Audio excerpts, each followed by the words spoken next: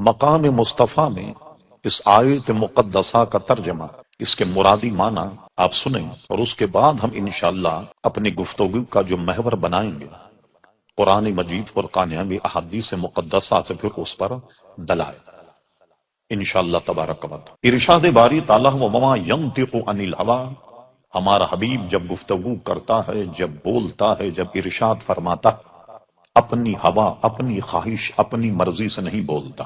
ان ہوا الا وحی یوحا، وہ تو جب بولتے ہیں تو اللہ تبارک و تعالیٰ کی منشا اور مرضی کے مطابق بولتے، وحی الہی کے مطابق بولتے ہیں۔ تو کیا مطلب ہوا؟ آپ اندازہ لگائیے مقام مصطفیٰ، اور میں بہت آسان تقریر کرنے کا عادی۔ جب ہم یہ کہتے ہیں کہ قرآن مجید اللہ تبارک و تعالیٰ کا کلام، لفظ قرآن کہتے ہی ہمارا ذہن اس طرف جاتا کہ یہ اللہ تبارک و تعالیٰ کا کلام، اور جب ہم کہتے ہیں حدیث، اور ہمارا ذہن جائے گا یہ حضور علیہ السلام کا کلام، یہ حدیث مصطفیٰ، یہ قول رسول، یہ سب آپ جانتے۔ اب میں آپ سے پوچھتا ہوں کہ جب ہم کہیں قرآن تو ہم مان لیتے ہیں کلام الہی، جب ہم کہیں حدیث ہے ہم کہیں گے کلام مصطفیٰ صلی اللہ علیہ وسلم۔ لیکن آپ نے غور کیا کہ بولنے والا تو ایک ہے مگر کلام دو؟ بھی غور کیا آپ نے؟ بولنے والے تو ایک لیکن کلام دو ہے۔ اللہ تبارک و تعالیٰ بھی فرمائے تو اپنے حبیب کی زبان سے پیارے مصطفیٰ کہیں تو بھی اپنی زبان۔ اب اگر حضور ہمیں نہ بتاتے کہ یہ قرآن مجید ہے، ہمیں پتہ لگتا؟ یہ میں ان کو اشارہ کر رہا ہوں جو اپنے آپ کو اہل قرآن کہتے اور کہتے ہیں حدیث کی ضرورت نہیں ہے، اس کو تو اٹھا کر کے سمندر میں ڈال دیا جائے۔ یہ بتاؤ کہ تمہیں یہ بتایا کس نے کہ یہ قرآن مجید فرقان حمید؟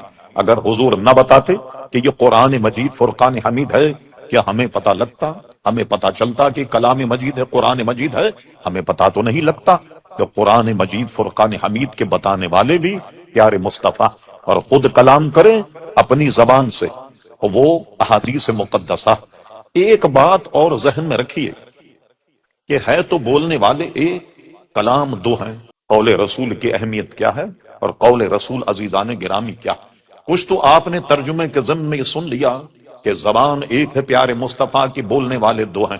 حضور ہی فرماتے ہیں یہ قرآن ہے، مان لیتے ہیں قرآن مجید۔ حضور فرماتے ہیں میری حدیث ہے، مان لیا جاتا ہے کہ حضور صلی اللہ تعالی علیہ وسلم کا کلام۔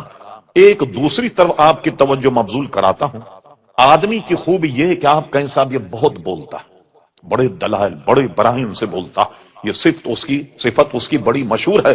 لیکن آئیے مقام مصطفیٰ پر گفتگو کر رہا ہوں تو ایک عجیب نقطہ آپ کے ذہن میں یہ بیٹھ جائے۔ حضور علیہ الصلوۃ والسلام احادیث کی جو اقسام ہیں ان میں ایک قسم تو یہ ہے کہ قول رسول حضور علیہ السلام بولیں، آپ نے کچھ فرمایا نہیں، راوی کہتا ہے حضور کا چلنے کا طریقہ یہ تھا، وہ بھی حدیث، کھانے کا طریقہ یہ تھا، یہ بھی حدیث، پینے کا طریقہ یہ تھا، یہ بھی حدیث، سونے کا طریقہ یہ تھا، یہ بھی حدیث، اٹھنے کا طریقہ یہ تھا، یہ بھی حدیث، چلنے کا طریقہ یہ تھا، یہ بھی حدیث ہے۔ حضور علیہ السلام کے سامنے کوئی کام کیا جائے اور حضور خاموش ہو جائیں تو اس کو کہتے ہیں حدیث تقریری۔ علماء سے پوچھئے کیا مطلب ہوا کہ حضور علیہ السلام کے سامنے کوئی بات کی جائے، اگر وہ درست نہ ہوتی تو حضور سکوت نہیں فرماتے۔ ایک مثال دیتا ہوں ضمناً، حضور ایک دسترخوان پہ جلوہ گر ہے، ایک بچہ بیٹھا ہوا، اس نے اپنا ہاتھ بڑھا کر حضور کی رکابی سے ایک نوالا اٹھانا چاہا، حضور نے فوراً اسے روک دیا، اپنے سامنے سے کھاؤ۔ کیوں؟ کہ یہ ایک دسترخوان کی وزاداری کے خلاف کہ آدمی خود بیٹھ کر کسی کی رکابی میں سے نوالا اٹھائے، تو اتنی غلطی کو بھی حضور فراموش نہیں کرتے۔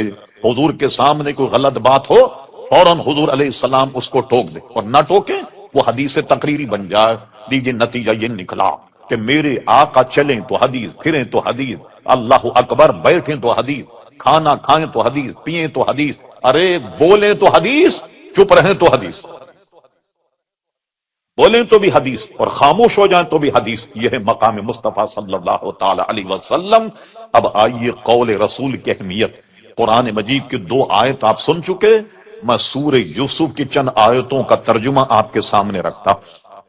آپ نے سنا یوسف علیہ السلام خواب کی تعبیر کا بہت علم رکھتے، اور اس امت میں حضرت محمد ابن سیرین رضی اللہ عنہ تعبیر کا بڑا علم رکھتے تھے. ان کی تصنیف تعبیر رؤیا، خواب کی تعبیر پر سب سے بڑی کتاب حضرت علامہ محمد ابن سیرین، اللہ تبارک و تعالی نے حضرت یوسف علیہ الصلوۃ والسلام کو تعبیر، خواب کی تعبیر، تعبیر رؤیا کا علم عطا فرمایا. آدمی کہیں شہرت حاصل کر لے، بلندی پر پہنچ جائے، کچھ لوگ جلنے والے بھی پیدا ہو جاتے ہیں جو اس کو نیچے گرانے کی کوشش کرتے ہیں، ڈی گریڈ کرنے کی کوشش کرتے ہیں. مثال کے طور پر یہ مثالیں سمجھانے کے لیے ہوتی ہیں. ایک بادشاہ تھا، ایک عالم دین کو اور علماء کو بہت نوازا کرتا. جب آ رہے نظرانے دے رہا، جب آ رہے نظرانے دے رہا. وزیر صاحب کو بڑی تکلیف ہوئی. ایک دن انہوں نے سوچا کوئی مولوی آئے، اس سے کوئی اہم مسئلہ پوچھا جائے تاکہ پتہ لگ جائے کہ کتنے پانی میں. ایک دن مولانا بیٹھے ہوئے ہیں، بادشاہ نے انعام اکرام سے نوازا.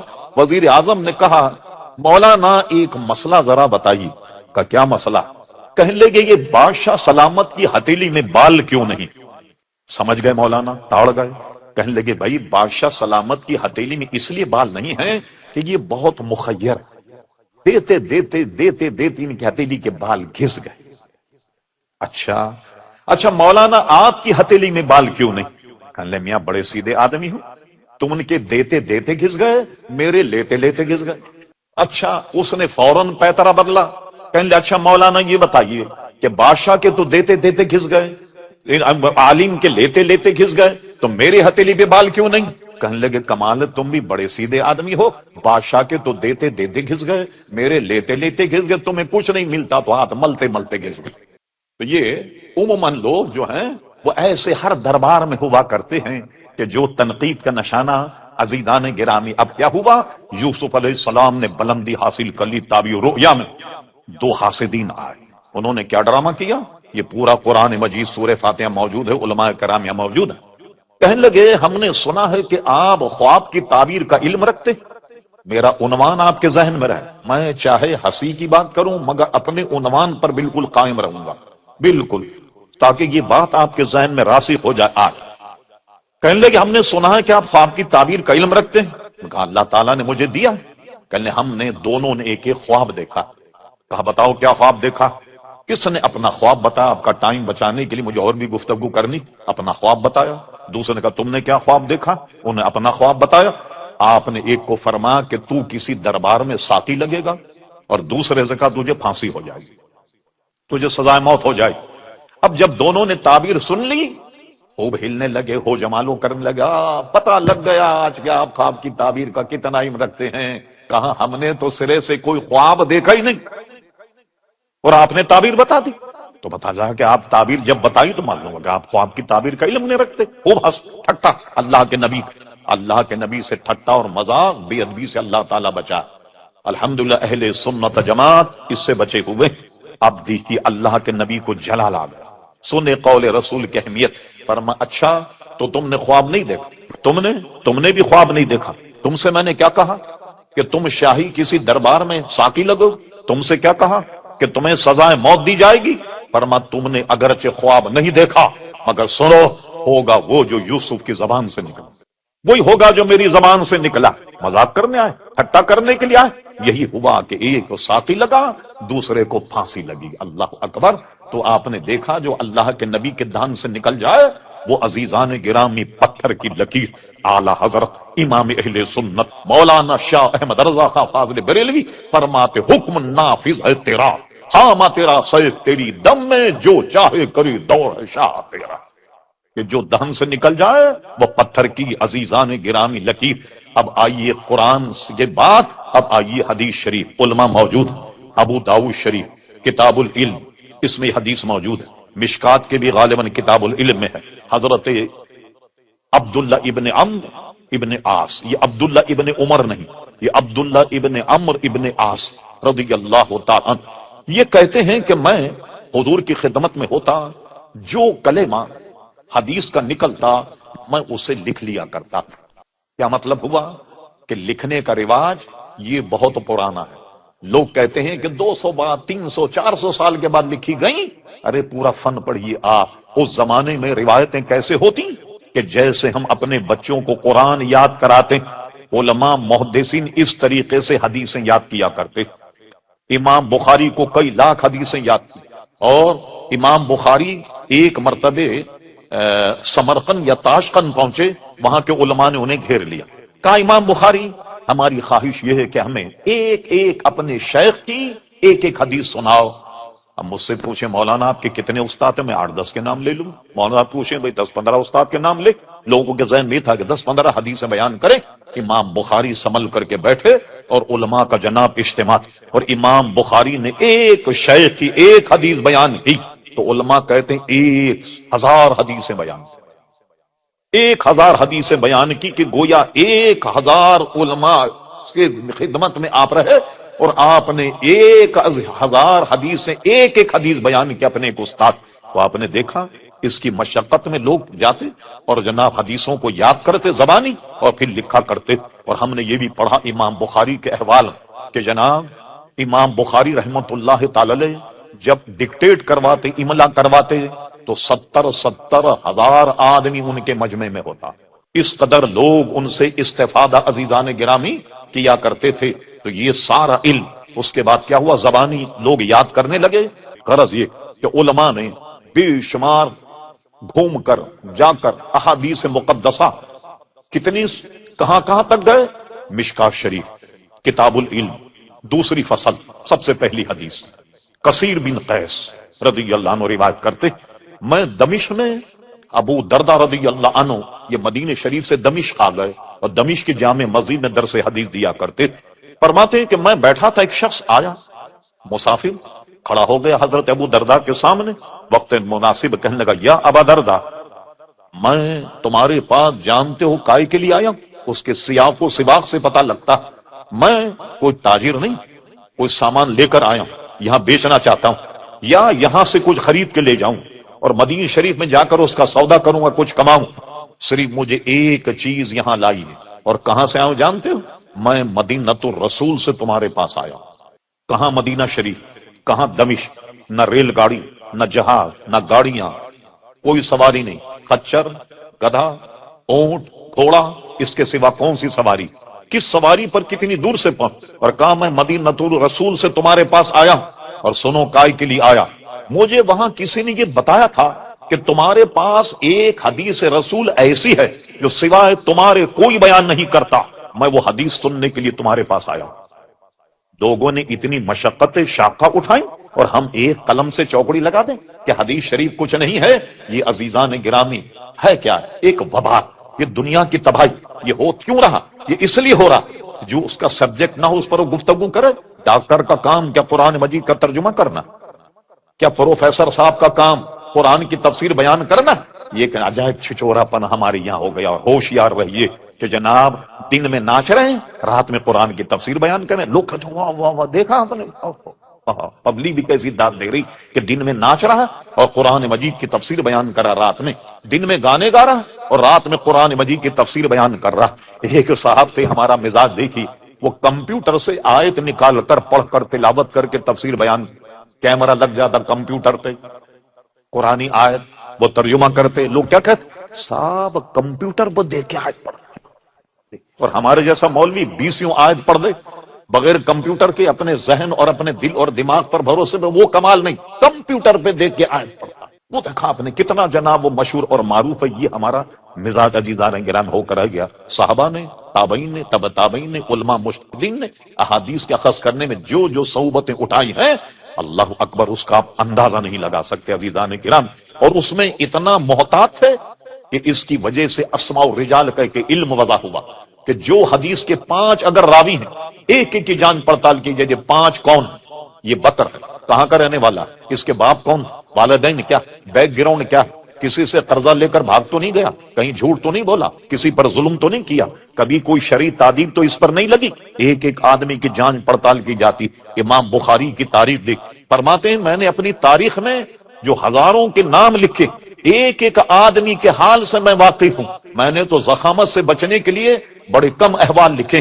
یہ اسماء الرجال ایک علم وضع ہوا. ہر ایک آدمی کی جانچ پڑتال عزیزان گرامی کی جاتی. ایک حدیث لینے کے لیے پہنچے، جس سے حدیث لینی، وہ ایک تھیلا پکڑے اپنے گھوڑے کو بلا رہے تھے، گھوڑا آ گیا، جب اس نے تھیلے میں منہ ڈالا تو انہوں نے فوراً تھیلا گھوڑے کے منہ میں پکڑ لیا، پکڑنے کے بعد اس کو باندھ دیا۔ جو حدیث لینے آیا اس نے کہا اوہ اس نے تو گھوڑے کو دھوکہ دیا، دھوکہ دے کر کے پکڑا کہ اس کے تھیلی میں چارہ، اور بلا کر کے انہوں نے اس سے حدیث نہیں لی۔ فرمایا جو جانور کو دھوکہ دیتا وہ آدمی کو بھی دھوکہ دے سکتا۔ اتنا محتاط انداز اختیار کیا محدثین نے، اور ہم نے چوکڑی لگا دی، حدیث کوئی چیز نہیں۔ گفتگو طویل نہ ہو جا، حضرت عبداللہ ابن عمرو ابن عاص فرماتے جو بات حضور کی زبان سے نکلتی میں اسے لکھ لیا کرتا۔ قریش کے کچھ لوگ میرے پاس آئے اور مجھ سے کہا یا عبداللہ تم اپنے نبی کی ہر بات لکھ لیتے ہو؟ کبھی وہ غصے میں بھی ہوتے ہو، کبھی شفقت اور پیار محبت کے عالم، تم تو لکھ لیتے ہو یہ حدیث ہے۔ کیا مطلب تھا ان کا؟ مقصد یہ تھا بتقاضۂ بشریت حضور غصے میں ہو کوئی بات ایسی کہہ دیں جو خلاف واقع، اور تم تو لکھ دو گے کہ یہ حدیث۔ حضرت عبداللہ نے لکھنا موقوف کر دیا۔ اس کے بعد حضور علیہ السلام سے پوچھا یا رسول اللہ صلی اللہ علیہ وسلم میں اپنی یاد کے لیے حدیثیں لکھ لیا کرتا، قریش کے کچھ لوگ آئے اور مجھ سے کہا کہ تم تو ہر بات لکھ لیتے ہو، حضور کبھی غصے میں بھی ہوتے کبھی شفقت و مہربانی کے عالم میں، تو کیا مطلب تھا غصے میں ہوں تو کچھ ایسی بات کہہ دے جو خلاف واقعہ اور تم ہر بات لکھ لے؟ میں نے لکھنا موقوف کر دیا۔ اب ارشاد فرمائے میں کیا کروں؟ حضور نے ارشاد فرمایا، سنیے، فرمایا یا عبداللہ، اپنے دھن کی طرف ابھی کہتے ہیں اشارہ کیا اپنے زبان کی طرف، یا عبداللہ جو بات یہاں سے نکلے تو اسے لکھ لیا کر، اکتب جو نکلے لکھ لے، قسم خدا کی مجھ پر کیفیت کچھ بھی ہو مگر میری زبان سے سوا حق کے کچھ نہیں نکلنا۔ یہ معیار دیکھا آپ نے؟ مجھ پر کیفیت کچھ بھی ہو مگر میری زبان سے حق کے کچھ نہیں نکلتا۔ اس لیے علماء اہل سنت نے لکھا نہ حضور کے قول میں کوئی غلطی ہو سکتی ہے اور نہ حضور کے فعل میں کوئی غلطی ہو سکتی۔ وجہ کیا ہے؟ قول رسول کو رب کریم اپنا قول قرار دے رہا، اور حضور کے فعل میں اگر کوئی غلطی ہوتی، قرآن کی آیت سنیے پھر یہ نہیں ہوتا، ارشاد باری تعالیٰ قل ان کنتم تحبون اللہ فاتبعونی یحببکم اللہ، تم اگر اللہ سے محبت رکھتے ہو، اللہ کے عزیز اور اللہ کے پسندیدہ، اللہ کے برگزیدہ بندہ بننا چاہتے ہو، حبیب کہہ دو فاتبعونی، وہ میری اتباع کرے، حضور کی اتباع کرے۔ جب حضور کی اتباع کرے یحببکم اللہ، اللہ انہیں اپنا محبوب بنا لے گا۔ اگر حضور کے فعل میں کوئی غلطی ہوتی تو ان کی اطاعت واجب نہیں ہوتی۔ پھر معلوم ہوا نہ فعل میں غلطی ہے نہ قول میں کوئی غلطی ہے۔ کم سے حدیث سے آپ نے سمجھ لیا کہ حضور علیہ الصلوۃ والسلام فرماتے مجھ پر کیفیت کچھ بھی ہو مگر میری زبان سے سوائے حق کے کچھ نہیں نکلتا۔ تو جو بھی حضور ارشاد فرمائے سمجھ لیجیے پتھر کی لکیر ہے۔ اب میں آپ کے سامنے صرف دو حدیث، دو واقعے آپ کے سامنے رکھتا ہوں جس سے اندازہ لگائی۔ صحابہ کرام علیہم رضوان حضور علیہ السلام کی بات سن کر بڑے حیران ہوتے، لیکن جب وہ واقعہ رونما ہوتا بعد یہ تو وہ بات ہے جو حضور نے فلاں وقت ہمیں ارشاد فرمائی۔ کتاب الفتن مشکاۃ شریف آخری میں ہے، وہ ملاحظہ فرمائیے، ایک مرتبہ منافقین نے حضور کے علم پر تان کیا۔ کیا تان کیا؟ کہنے لگے دیکھو ہم تو حضور کے پاس بیٹھتے ہیں، بات بھی کرتے ہیں، خوب ہنستے بولتے بھی، اور حضور ہمیں پہچانتے ہی نہیں۔ کیا مطلب ہوا کہ ہمیں جانتے ہی نہیں وہ؟ صحابہ کرام نے یہ بات حضور تک پہنچا دی۔ ایک مرتبہ مجمع تھا، حضور منبر پر کھڑے، فرما کیا بات تم لوگ میرے معاملے میں ایسی بک بک کرتے ہو؟ کھڑے ہو گئے، فرما پوچھو جو تمہاری طبیعت چاہے پوچھو۔ پوچھ رہے تھے لوگ، جواب دے۔ حضرت عمر فاروق فرماتے ہیں حضور نے قیامت تک کے واقعات بیان کر دی۔ ہم میں وہ عالم زیادہ جس نے زیادہ یاد رکھا، جو بھول گیا سو بھول گیا، مگر ہم بھول گئے کوئی بات اگر رونما ہوتی ہم فوراً ہمارا ذہن جاتا کہ یہ تو وہی بات ہے جو نبی کریم علیہ السلام نے فلاں وقت ہمیں ارشاد فرمائی تھی، تو ہمیں فوراً یاد آ جاتا۔ پھر اس کے بعد آپ نے کیا کیا؟ وہ باہر نکالے پر انہوں نے مسجد بنائی تھی، مسجد درار، مسجد درار کفرم و تفریقم بین المؤمنین، یہ مسجد بنائی اور حضور نے فرمایا کہ لگا دو اس کو آگ، جلا۔ کفر اور نفاق کی تفریق کر رہے اس کو آگ لگوا دی حضور صلی اللہ علیہ وسلم نے۔ غرض یہ کہ جو بات نکل جائے، صحابہ کرام کہتے ہیں ہمیں بعد میں یاد آتا کہ یہ بات تو حضور نے اتنے عرصے پہلے ہم سے بیان فرما دی تھی۔ اب اس پر میں جس پر صحابہ کرام بڑے تعجب کرتے اور بڑا عجیب واقعہ، میں دو حدیثوں اور واقعہ بتاتا ہوں آپ کو۔ ایک حدیث تو واقعہ یہ کہ ابھی اسلام کا غلبہ نہیں ہوا، بڑی دلچسپ حدیث، چند انگلیوں پہ گننے کے لائق صحابہ تھے جو حضور پر ایمان لائے۔ ایک مرتبہ آپ بیت اللہ شریف حاضر ہوا۔ اس وقت کنجی بردار کا نام تھا عثمان ابن طلحہ، عثمان ابن عفان، عثمان ابن طلحہ، وہ کنجی بردار۔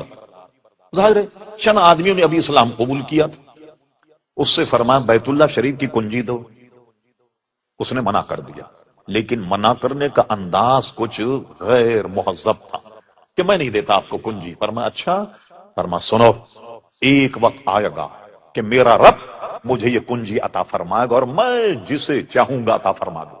سوچنے لگا بتائیے کہاں 10-20 آدمی مسلمان ہیں، کیا یہ مکہ پر قبضہ کر لیں؟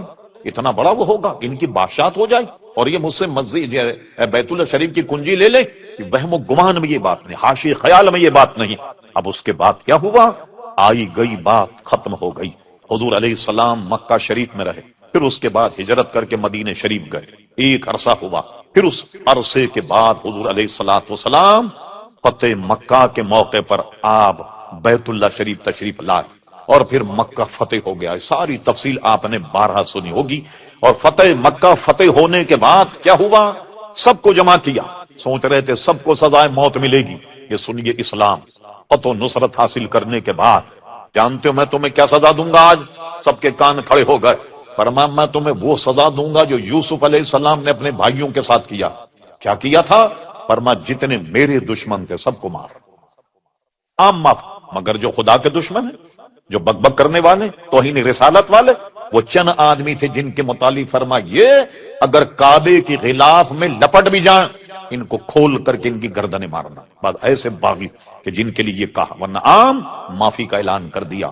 چلیے مکہ پر قبضہ ہو گیا، صحابہ کرام نے اطمینان کا سانس لیا۔ اب حضور صلی اللہ علیہ وسلم بیت اللہ شریف آئے، فرمایا بلاؤ عثمان ابن طلحہ کہاں؟ لیجیے صاحب، ڈھونڈ مچی عثمان ابن طلحہ، لایا گیا ڈھونڈ ڈھان کر کے۔ اب گردن جھکی ہوئی ہے، نہ جانے کیا حکم ملے، چابی تو دینی تو فاتح ہیں، لیکن سزا کیا ملے؟ گردن اڑا دی جائے، پھانسی دے دی جائے، کیا ہوگا؟ جب آئے وہ سخت نادم، گردن جھکی ہوئی، فرمایا عثمان ابن طلحہ نکالو بیت اللہ شریف کی کنجی۔ حضور نے کنجی ہاتھ میں لے لی تاکہ قول رسول کی تکمیل ہو جائے کہ میرا رب یہ کنجی مجھے عطا فرمائے۔ اور اس کے بعد دیکھا کہ وہ سخت نادم، شرمندہ، فرمایا عثمان اٹھاؤ اپنا چہرہ اٹھا، فرمایا یہ لو کنجی اپنے پاس رکھو، اپنے پاس رکھو، جو تم سے لے گا وہ ظالم ہوگا۔ عزیزان گرامی، میری تحقیق یہ ہے کہ آج تک اسی خاندان میں بیت اللہ شریف کی کنجیاں چلی آ رہی، جنہیں حضور علیہ السلام نے دی تو آپ نے دیکھا ایک ایسے موقع پر فرمایا کہ میرا رب یہ کنجی مجھے عطا فرمائے اور میں جسے چاہوں گا عطا فرما دوں گا۔ اور حضور نے کنجی لی اور لینے کے بعد فرمایا کہ یہ نادم ہے، چلو لو تم ہی کنجی کو رکھو۔ اور بعد میں مسلمان ہو گئے، ایمان لے آئے، جماعت صحابہ میں وہ شامل بھی ہو گئے۔ تو آپ نے دیکھا کہ جو بات حضور کے دہن سے نکلی، اس لیے امام اہل سنت کہتے ہیں وہ زبان جس کو سب کن کی کنجی کہیں اس کی نافذ حکومت پہ لاکھوں سلام۔ ایک واقعہ، دوسری حدیث سنیے۔ حضور علیہ السلام نے ہجرت کی، حضرت علی کو بستر پر چھوڑا، امانتیں حضور کے پاس، اور آپ نے یہ سنا ہوگا کہ حضور علیہ السلام پر ایمان نہیں لائے لوگ، لیکن حضور کو امین اور صادق ضرور کہتے، یہ امانت دار۔ حضور تب رب کریم کا حکم آ گیا، ہجرت کے لیے نکلے، حضرت علی کو بستر پر لٹایا، اور اس کے بعد جب نکلے تو چاروں طرف لوگ گھیرے ہوئے الیاذ باللہ حضور علیہ السلام کو قتل کرنے کے لیے۔ اور حضور علیہ السلام نے کیا کیا؟ حدیث شریف میں آپ سورہ یاسین تلاوت کرتے ہوئے نکلے، اور جب لوگوں کے سامنے سے گزرے یہ آیت قرآن کے حضور کے دہن پر، وَجَعَلْنَا مِن بَيْنِ أَيْدِهِمْ سَدًّا وَمِن خَلْفِهِمْ سَدًّا فَأَغْشَيْنَاهُمْ فَهُمْ لَا يُبْصِرُونَ۔ حضور نے یہ آیت پڑھی، سارے کافر اندھے ہو گئے، کوئی حضور کو نہیں دیکھ پایا۔ آپ چلے گئے، آپ نے سنا ہوگا واقعات، غار ثور میں چلے گئے، یہاں بھی نظر نہیں آیا، اور ایک روایت میں کہ غار ثور کے ارد گرد گھومنے لگے کافر، وہاں بھی حضور نظر نہیں آیا۔ لیجیے آپ مجھ جیسے مولوی سے پوچھے مولانا یہ بتائیے کہ حضور جسم اور جسمانیت رکھتے تھے تو نظر کیوں نہیں آیا؟ بھائی میں کہوں گا یہ حضور کا معجزہ تھا اس لیے نظر نہیں آیا، آپ بھی سمجھ لیں گے بات، لیکن آئیے ہم امام اہل سنت کا کلام سنیے، فرماتے اللہ کی سرتابہ قدم شان ہیں یہ، انسان نہیں انسان، وہ انسان ہیں یہ، قرآن تو ایمان بتاتا ہے انہیں، اور ایمان یہ کہتا ہے میری جان ہے۔ حضور علیہ السلام تو ایمان کی بھی جان ہے، آپ سمجھے کیوں نظر نہیں آئے کہ جان ہے؟ جان کیا نظر آئے؟ کیوں عدو گرد غار پھرتے ہیں دشمنوں؟ کیوں غار کے ارد گرد گھوم رہے؟ وہ تو جان ہے، جان بھی کہیں نظر آتی ہے؟ چلیے صاحب، غار ثور میں بیٹھے رہے، اللہ کا حکم تھا، 3 دن قیام کیا، اس کے بعد نکلے، یہاں ادھم ہو گیا، بڑے بڑے کھوجی لگ گئے۔ یہ آج کل کے کھوجی، یہ تو ان کے نزدیک پانی بھرے۔ آپ پڑھیے، اس زمانے کے کھوجیوں کا حال یہ تھا کہ آدمی کے پیر کا نشان دیکھ کر شکل پہچان لیا کر، جیسے آج کل انگوٹھا لگا کر لوگوں کو پہچان لیا جاتا ہے، وہ پیر کا نشان دیکھ کر آدمی کو پہچان لیا کر۔ یہی وجہ کہ ابو بکر صدیق جب گئے غار ثور تو پورا پیر زمین پر نہیں رکھا، ایڑی اٹھا لی اور پنجوں کے گل گئے، پنجوں کے بل گئے، تاکہ کسی کو انسانی پیر کا نشانی نہ ملے۔ اللہ اکبر۔ اور ایسا عظیم پہاڑ ہے وہ، دیکھیے اس کو پورا سر کر کے، اور حضور علیہ السلام کو غار ثور میں عزیزان گرامی چھوڑا۔ اب سنیے، حضور علیہ السلام غار سے نکلے، نکلنے کے بعد اب سفر جاری، سفر کر رہے ہیں۔ کچھ دیر جب گئے تو انہوں نے کیا کیا، 100 اونٹ رکھے تھے انعام، کہ جو حضور کا کھوج لگائے 100 اونٹ اس کو انعام میں دیے جائیں۔ اس وقت یہ عرب شریف کا سب سے بڑا انعام، 100 سرخ اونٹ یہ دیا جائے۔ جو کھوجی کھوج لگا رہے ہیں سب کی کھوپڑی میں 100 اونٹ تھے سرخ، یہ ملے گا ہمیں۔ کوئی کھوجی نہیں پہنچ پایا، ایک کھوجی پہنچ گیا۔ اللہ اکبر۔ صدیق اکبر کبھی پیچھے کبھی آگے، خطرہ پیچھے دیکھتے ہیں تو پیچھے آ جاتے، آگے خطرہ دیکھتے ہیں تو آگے آ جاتے ہیں۔ چل رہے ہیں، پیچھے سے کوئی گھوڑے کے ٹاپ کی آواز آئی۔ حضور نے اپنی گردن شریف گھمائی، فرما کیا سراقہ ہے؟ ایسے گھوما، واقعی وہ سراقہ تھا۔ ٹاپ کی آواز سن کر فرمایا کہ کیا سراقہ ہے؟ واقعی سراقہ تھا، اور وہ حضور کو پکڑنے آیا تاکہ 100 اونٹ جو ہیں وہ حاصل کر لے۔ فرما سراقہ قریب آیا، فرما سراقہ باز آ گیا، اس کے تو سر میں کھوپڑی میں 100 اونٹ گھوم رہے، وہ کیسے باز آتا؟ حضور کو پکڑنے کے لیے لپکا، یہ بھی کمال ہے حضور کے دہن کا۔ فرما زمین پکڑ سراقہ، اتنا کہنا تھا کہ زمین نے اس کے پیروں کو پکڑ لیا گھوڑے کہ وہ گرتے گرتے بچا۔ کہنے لگا شاید یہ پہلی مرتبہ ہوا کہ حضور میں باز آ جاؤں۔ جی فرما زمین چھوڑ دے سراقہ، زمین نے سراقہ کو چھوڑ دیا۔ چلیے پھر 1-2 دفعہ ایسا ہوا، لیکن اس کو یقین ہو گیا کہ اگر میں نہیں مانا تو زمین میں دھس جاؤں گا۔ کہنے حضور مجھے معاف فرما دیں آپ، اور آپ جائیے، اور اب میں کسی کو بھیجوں گا بھی نہیں آپ کی طرف کہ میں نے کھوج لگا لیا تاکہ کوئی دوسرا آدمی آپ کو پکڑے، آپ چلے جائیے۔ حضور کے دہن سے یہ بات نکلی، سراقہ تو مجھے پکڑنے آیا؟ میں تو تیرے ہاتھ میں کسرا کے کنگن دیکھ رہا، میں تو تیرے ہاتھ میں کسرا کے کنگن دیکھ رہا ہوں۔ یہ بتائے آپ کو یہ جملہ کیسا ہے، کسرا کے کنگن دیکھ رہا ہوں؟ ایک دور آئے گا قیصر و کسرا کو مسلمان فتح کریں گے، اور کسرا جو بادشاہ اس کو پکڑیں گے، حکومت پر قبضہ ہو جائے، اور اس کے ہاتھ میں ہیرے جواہرات کے سونے کے کنگن وہ نکالے جائیں گے، اور نکالنے کے بعد تیرے ہاتھ میں پہنائے جائیں گے۔ اس کی ڈیٹیل یہ، سراقہ میں تو تیرے ہاتھ میں سونے کے کنگن دیکھ رہا ہوں، سراقہ میں تو تیرے ہاتھ میں سونے کے کنگن دیکھ رہا ہوں۔ لیجئے صاحب، سراقہ لوٹ گیا۔ اب لیجئے صاحب، حضور کے دہن سے نکل گیا، اور میں نے پہلے بتا کیا، وما ينطق عن الهوى ان هو الا وحی یوحی، اس کو سامنے رکھیے اور مقام مصطفیٰ سامنے رکھیے۔ حضور اس دنیا سے تشریف لے گئے، قیصر و کسریٰ فتح نہیں۔ صدیق اکبر کا دور 2 سال کچھ مہینے کا، بڑی فتوحات ہوئی، کسریٰ فتح نہیں ہوا۔ فاروق اعظم رضی اللہ عنہ جلوہ گر ہوئے، مسند خلافت پر قیصر و کسریٰ کو رون دیا پیروں سے مسلمانوں نے، اور پہنچ گئے ایران، اور جناب کسریٰ کو پکڑا، ایران فتح کر لیا، بڑی بڑی سپر پاوروں کو عزیزان گرامی ختم کر دیا۔ اور اس کے بعد کسریٰ کو پکڑا، اس کے ہاتھ سے کنگن نکالے، اور ایک بڑی سی رکابی میں ہیرے جواہر اور کسریٰ کے کنگن یہ سجا کر کے مدینہ شریف بھیجے گا تحفے کے طور پر۔ فاروق اعظم رضی اللہ عنہ، حضور کسریٰ فتح ہو گیا، اور وہاں سے تحفہ آیا، فرما نہیں میں ہرگز نہیں لوں گا، جاؤ اس کو بیت المال میں داخل کر دیا جائے۔ کہا حضور ذرا نقاب کشائی تو کیجئے، دیکھیے صحیح کیا آیا۔ حضرت فاروق اعظم رضی اللہ عنہ کیا کیا، جب کپڑا ہٹایا، اب جب 2 کسریٰ کے کنگن دیکھے، قول رسول یاد آیا، اللہ فرما اے لوگوں جاؤ سراقہ کو بلاؤ۔ سراقہ کہا، ایک ڈھونڈ مچ گئی، سراقہ کو پیش کیا گیا، اور سراقہ کا سراقہ ادھر آؤ۔ اور یہ کنگن اپنے ہاتھ میں پہنو تاکہ قول رسول کی تکمیل ہو جائے۔ لیجئے صاحب، سراقہ کو کسرا کے کنگن پہنا اور دنیا دیکھ رہی ہے کہ قول رسول کی تکمیل ہو گئی۔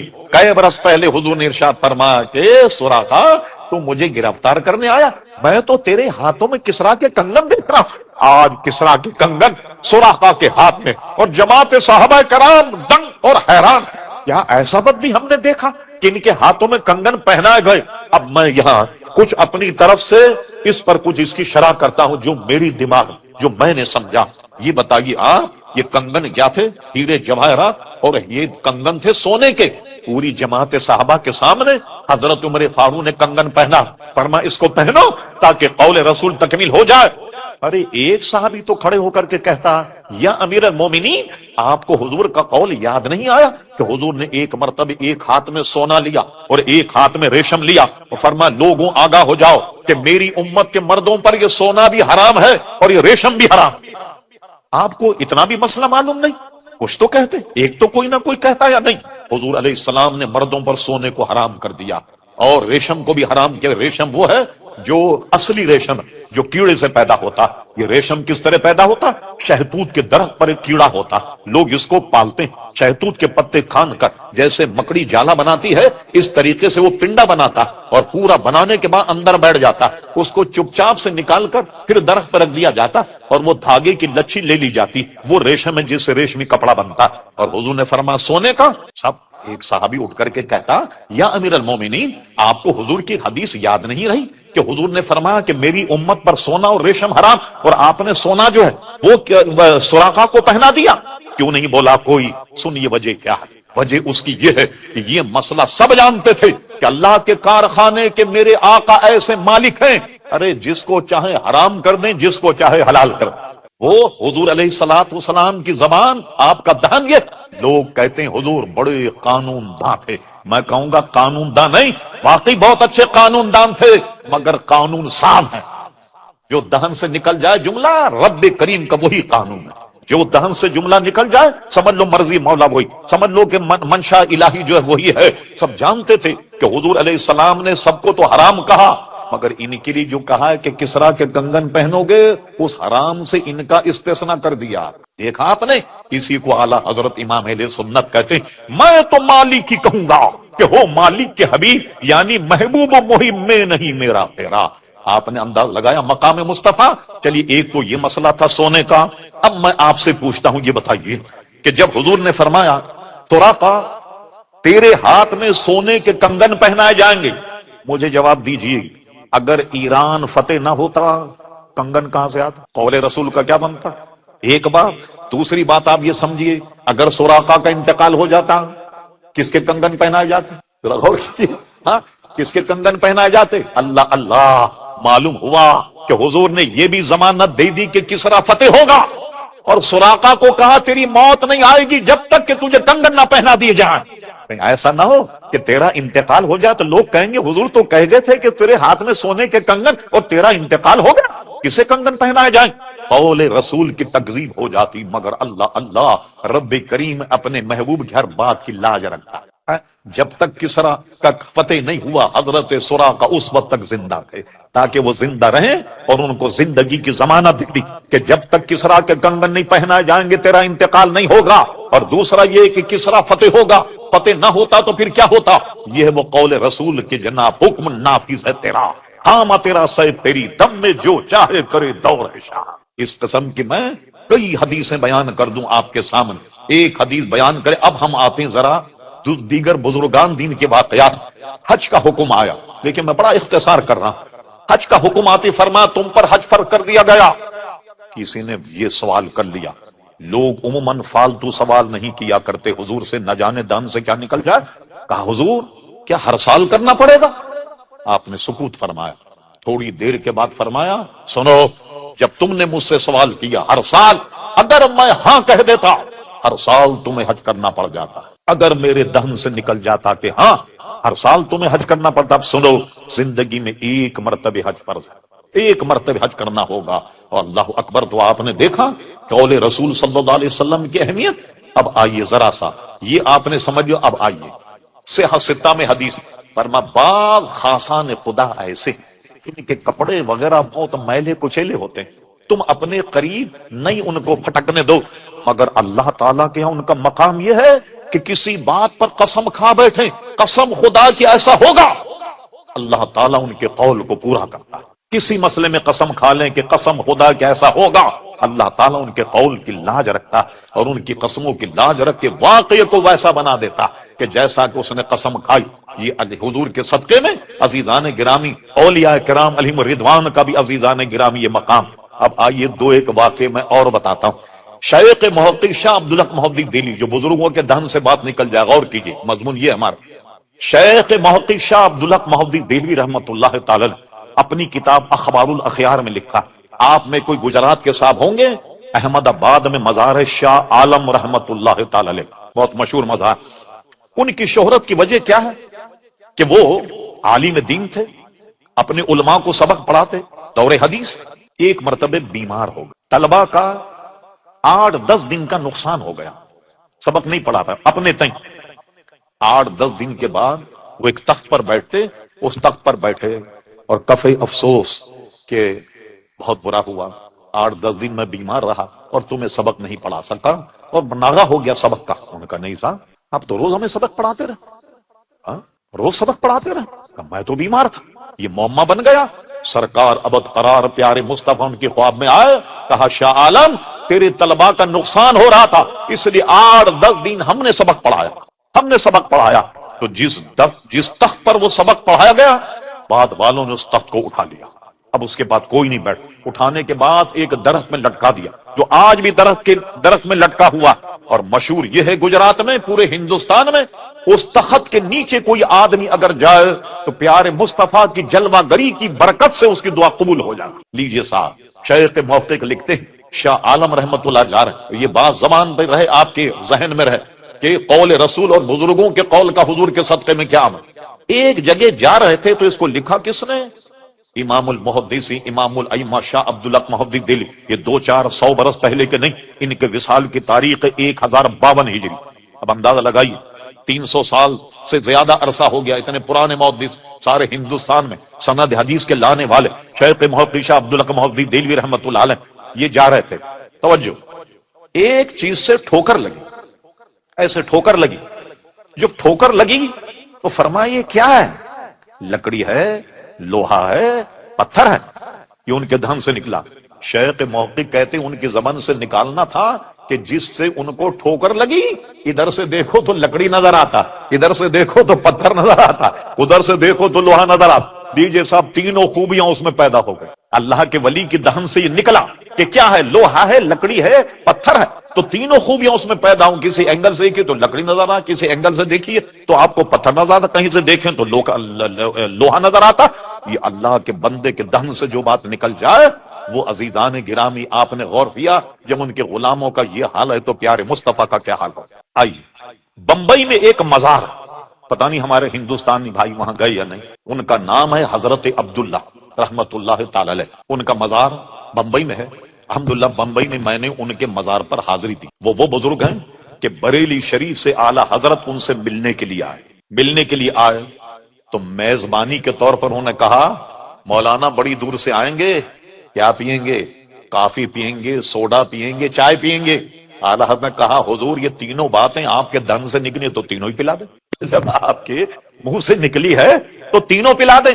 اچھا، وہ بھی ایسے انٹرنیشنل بزرگ تھے، انہوں نے کیا کیا؟ کافی بنائی، چائے بنائی، سوڈا، تینوں کو ملا کر کے کپ میں دی، کیونکہ کہا نا سوڈا، کافی اور چائے تینوں کو ملا کر کے کپ میں دے دیا، اور اعلیٰ حضرت نے بڑی عقیدت سے اس کو پی لیا۔ آپ سن کر حیران ہوں گے، آج بھی ان کے مزار پر لنگر یہی چلتا، چائے، کافی اور جناب سوڈا، یہ تینوں کو پلا کر کے گلاس میں دے کر گلاس دیا جاتا ہے کہ بھی اعلیٰ حضرت نے یہ کہا، لہذا جتنے زائرین مزار پر آنے والے وہ گویا یہی پئیں، سوڈا، کافی اور جناب چائے ملا کر کے چھوٹے چھوٹے کپوں میں یہ دی جاتی۔ تو آپ نے دیکھا جو بزرگوں کے دہن سے نکل جائے، اللہ اکبر، اللہ تبارک و تعالیٰ اس میں کیسی برکت اور کیسا ایک دوسرے کا قدر کیا جاتا۔ اب آئیے حضور کے صدقے میں رب کریم نے بزرگان دین کو بھی عزیزان گرامی یہ ثمر اور یہ پھل عطا فرمایا۔ بتائیے پھر یہ غلاموں کا یہ حال ہے تو ہمارے آقا و مولا پیارے مصطفیٰ کا کیا حال ہوگا۔ آپ نے میں نے عرض کرا حکم نافذ ہے تیرا، قام تیرا سیف تیری، دم میں جو چاہے کرے دور ہے شاہ تیرا، وما ينطق عن الهوى ان هو الا وحی یوحا، اس لیے فرماتے حکم نافذ ہے تیرا، قام تیرا سیف تیری، دم میں جو چاہے کرے دور ہے شاہ تیرا، وہ زبان جس کو سب کن کی کنجی کہیں، اس کی نافذ حکومت پہ لاکھوں سلام، وما علینا الا البلاغ۔